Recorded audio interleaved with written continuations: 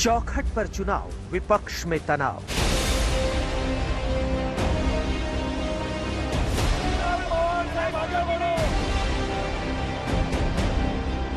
जब चौखट पर चुनाव हो तो तीन चेहरे, तीन राज्य और पहले दौर के मतदान की आखिरी तारीख के ड्रामे ने विपक्ष के विवाद से ढक्कन हटा दिया। महाराष्ट्र से लेकर यूपी बिहार तक कंफ्यूजन है। कहीं सीटों पर दो उम्मीदवार हैं तो कहीं ऐलान के बाद सीटों पर घमासान है।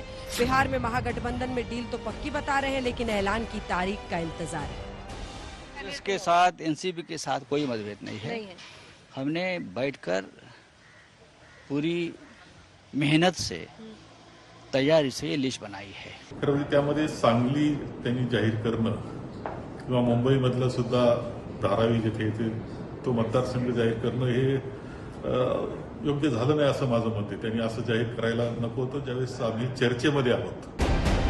मुंबई के उत्तर पश्चिम सीट पर उद्धव गुट ने अपना उम्मीदवार खड़ा किया तो कांग्रेस के संजय निरुपम ने अल्टीमेटम दे दिया। मेरा हक बनता है यहां से चुनाव लड़ने का, लेकिन शिवसेना ने दबाया और हम दबते चले गए और आखिरकार आज दृश्य ये है कि हम पूरी तरह से उस शिवसेना के सामने सरेंडर हो गए हैं जिसकी अपनी कोई अब वक़्त नहीं रह गई है। नहीं, कोई विवाद नहीं है, संवाद ही है और वो विवाद संवाद के माध्यम से खत्म भी हो जाएगा। साउथ सेंट्रल हमारी एक सीट है, विनिंग सीट है और अनिल देसाई जी का जो कार्यभार रहा है राज्यसभा में वो जनता परिचित है उनसे, उनका जो इमेज है वो एक पॉजिटिव इमेज है, तो जनता उनको चुनकर भेजेगी।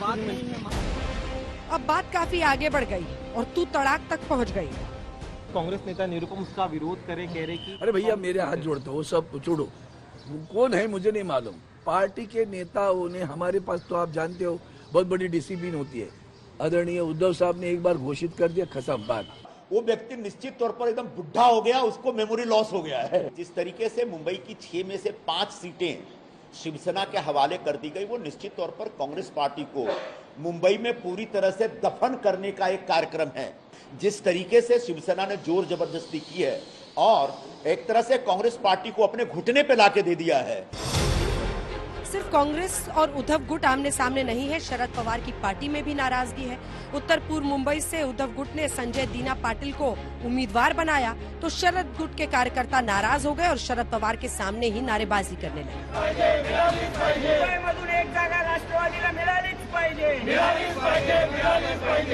अब यूपी चलिए।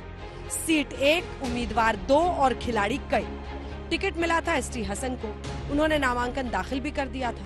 नामांकन के आखिरी दिन रुचि वीरा ने भी पर्चा दाखिल कर दिया। अब एसटी हसन क्या करते, मुस्लिम कार्ड खेला, उम्मीदवारी वापस लेने का ऐलान किया और जानकारी ये दी गई कि रुचि वीरा के उम्मीदवार बनने के पीछे आजम खान। तो क्या कहना चाहेंगी, 2 नॉमिनेशन हो चुके हैं इस सिंबल पे?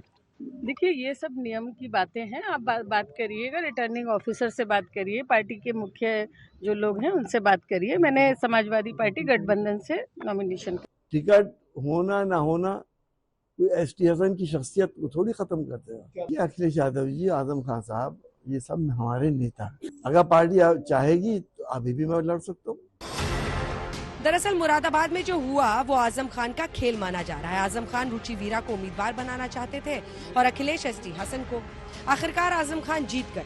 आजम का खेल सिर्फ मुरादाबाद में नहीं बल्कि रामपुर में भी है। आजम खान चाहते थे कि अखिलेश यादव रामपुर से चुनाव लड़े, लेकिन अखिलेश यादव ने दिल्ली की पार्लियामेंट स्ट्रीट स्थित जामा मस्जिद के इमाम मुहिबुल्ला नदवी को उम्मीदवार बना दिया। इस बीच रामपुर से आजम खान के करीबी आसिम रजा ने भी रामपुर से ही पर्चा भर दिया। अध्यक्ष जी श्री अखिलेश यादव जी ने मुझे इंसानियत का पैगाम देकर के यहाँ भेजा है कि आपस में जितने भी शहरी हैं मुल्क के, उनमें आपस में समानता, एक दूसरे से बराबरी और एक दूसरे से हुकूक के लिए एक दूसरे के दुख दर्द को समझने का जज्बा पैदा हो। समाजवादी पार्टी से तो अखिलेश यादव जी ने मौलाना मोहम्मद नदवी जो उनको मैदान में उतारा है। अभी कोई विधिवत सूचना है आपके पास? कोई लेटर जारी हुआ? वो तो दिखाइए, क्यों ऐसी बातें करते हैं हवा वाली यार। अब चलते हैं बिहार। पहले फेज के लिए नामांकन की आखिरी तारीख पर भी विपक्षी गठबंधन में सीटों के बंटवारे पर बात नहीं बन पाई। कांग्रेस की मांग 9 सीटों की है जबकि आरजेडी ने 6 सीटों का ऑफर दिया है। ये खबरें जो है भाजपा का जो एजेंडा है उस रूप से ये खबरें चलाई जा रही थी।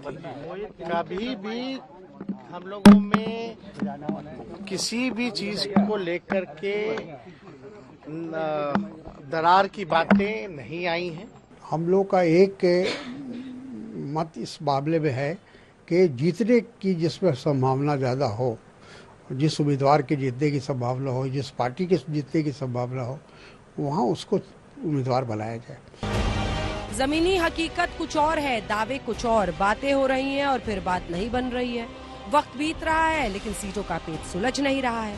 आज तक ब्यूरो।